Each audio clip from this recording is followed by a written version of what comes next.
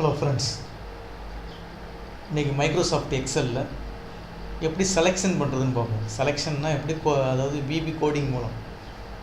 இப்போ எக்ஸாம்பிளுக்கு இந்த மைக்ரோசாஃப்ட் எக்ஸலில் இருக்கீங்க. இப்போ இந்த குறிப்பிட்ட ஏரியா செலெக்ஷன் பண்ணுறது இந்த மாதிரி செலெக்ஷன் பண்ணுறீங்க. ஜஸ்ட் மூஸை வச்சு கிளிக் பண்ணி இப்படி செலெக்ஷன் பண்ணுவீங்க. இந்த மாதிரி செலெக்ஷன் பண்ணுவீங்க. ஓகேங்களா? அதே மாதிரி எனக்கு இந்த இடத்துல டைப் பண்ணணுன்னா ஒரு குறிப்பிட்ட வந்து என்ன செய்யணும், இந்த மாதிரி டைப் பண்ணுவீங்க. எப்படி டைப் பண்ணுவீங்க, இந்த மாதிரி அதாவது ஜஸ்ட்டு அப்படியே கிளிக் பண்ணிட்டு டைப் பண்ணிட்டு வருவீங்க. இதை வந்து நம்ம என்ன செய்யணும், விபி கோடிங் மூலம் டைப் பண்ணணும். விபி கோடிங் மூலம் இங்கே பிரிண்ட் ஆகணும். அதே மாதிரி வந்து செலெக்ஷன், இப்போ நான் செலெக்ஷன் பண்ணுற மாதிரி செலெக்ஷன் பண்ணுறதை வந்து என்ன செய்யணும், விபி கோடிங் மூலம் பண்ணணும். இப்போ எக்ஸாம்பிளுக்கு இந்த மாதிரி அப்படி செலெக்ஷன் பண்ணணும். அதே மாதிரி வந்து எனக்கு டேட்டாஸ் வந்து ஆட்டோமேட்டிக்காக டைப் பண்ணணும். அதாவது இந்த குறிப்பிட்ட ஏரியாவில் டேட்டாஸ் வேணும் எனக்கு. அப்போ என்ன செய்யணும், ஒரு பட்டனை கிளிக் பண்ணிங்கன்னா ஆட்டோமேட்டிக்காக டேட்டாஸ் வந்து டைப் ஆகணும். அந்த மாதிரி எப்படி பண்ணுறது செலெக்ஷனு, அதே மாதிரி டேட்டா எப்படி டைப் பண்ணுறது அந்த மாதிரி பார்ப்போம்.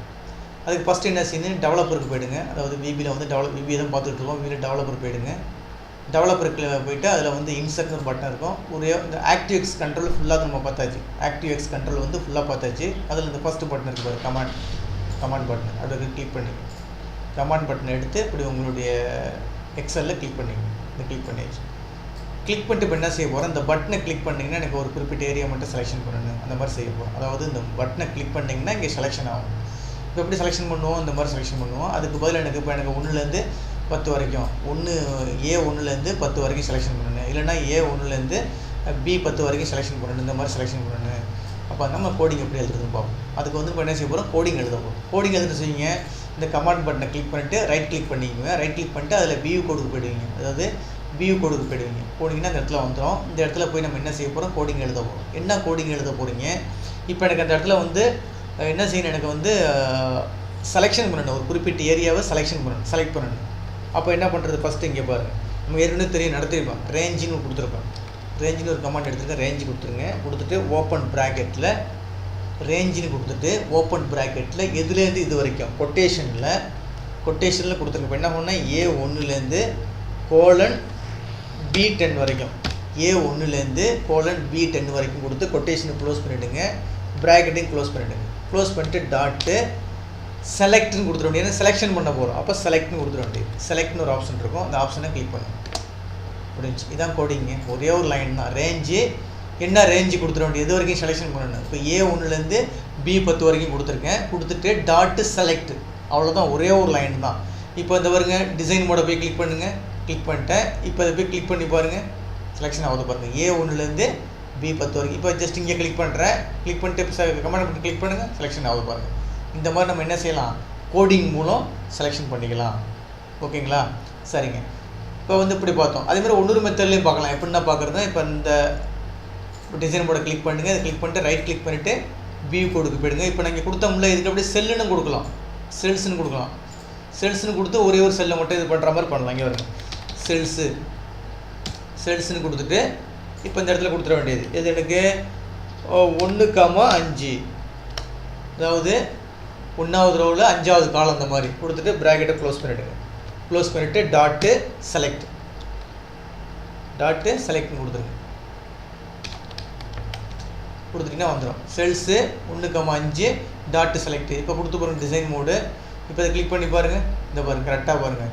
1ல் 5வது காலம் கரெக்டாக இதாவது 1வது ரோவில் 5வது காலம் அது மாதிரி செலக்ட் பண்ணிக்கலாம். இந்த மாதிரியும் பண்ணலாம். ஓகேங்களா?